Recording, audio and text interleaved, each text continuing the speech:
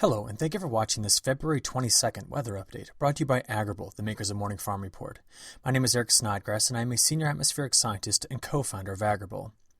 Last week's weather made many of us forget it was February. This satellite animation shows the relatively clear skies last Thursday across the Central Plains. As I rock this animation back and forth, you can see large plumes of smoke from fires in Oklahoma. The National Weather Service warned of high winds and fire danger 2 days before this by posting red flag warnings. Fueled by dry winds that were gusting to 30 to 40 miles an hour, fires broke out and the plumes of smoke were not only visible from space, but also on radar. This radar animation shows the smoke plume from the fire in northwestern Oklahoma. The same winds that fueled these fires spread across most of the Corn Belt. Winds in Chicago topped 60 miles an hour on Friday during one of the fastest gusts. The big story for the weekend was the spring-like warmth.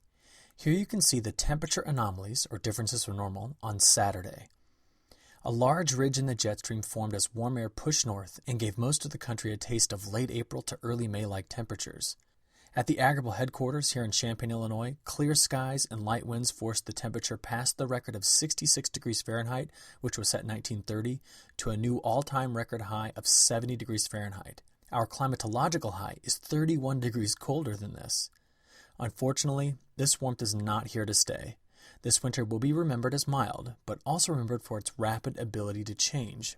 Things get very interesting midweek. This map shows the position of the jet stream on Wednesday afternoon. Meteorologists watch for patterns like this because the behavior of these winds aloft support the development of strong low-pressure systems. The jet stream dives south from Canada and rounds out into the base of a broad trough through the southern states. It then surges north into a ridge over the east. This configuration, plus the incredibly fast winds embedded in the base of this trough, are ideal for the rapid development of a winter storm. Strong upper-level support in the form of diverging air resides downstream of the main trough axis, halfway to the peak of the next ridge. The left exit region of this jet streak, which is found here, is also supportive of upward motion and low-pressure development. This map shows the consequence of having the upper-level support we just analyzed. A deep low-pressure system will form in Arkansas, Louisiana, and Texas region and track northeast toward Indiana. We are expecting a lot of precipitation from this system as it draws an abundant amount of moisture from the Gulf of Mexico. Over this past weekend, the forecast models consistently produced cold enough air near the surface to keep some of this as snow. At this time, heavy, wet snow is forecast to fall from Chicago through central Illinois and south towards St. Louis. Here's an animation of the model forecast snowfall amounts. Please listen carefully. There's a lot of uncertainty in this forecast. Right now, the models are forecasting a region from northwestern Arkansas through Missouri into Illinois, parts of Indiana, and Michigan of very heavy, wet snow. If this system's track shifts slightly or the temperatures warm just a couple of degrees, much of this could fall as rain. However, at the time of this recording, late on Sunday night, there is agreement among 3 different models, including the ECMWF, which is a high-performing model in Europe, that the snow swath will cover the regions you see here.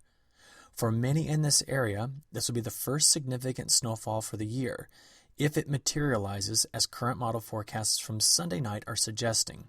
For us at Agrible, if we get as much snow as the models are forecasting, it could double our winter total so far. But again, there is a lot of uncertainty in this forecast, and it could shift over the first 2 days of this week. Be watching this closely. Regions that don't get the snow are in for quite a bit of rain.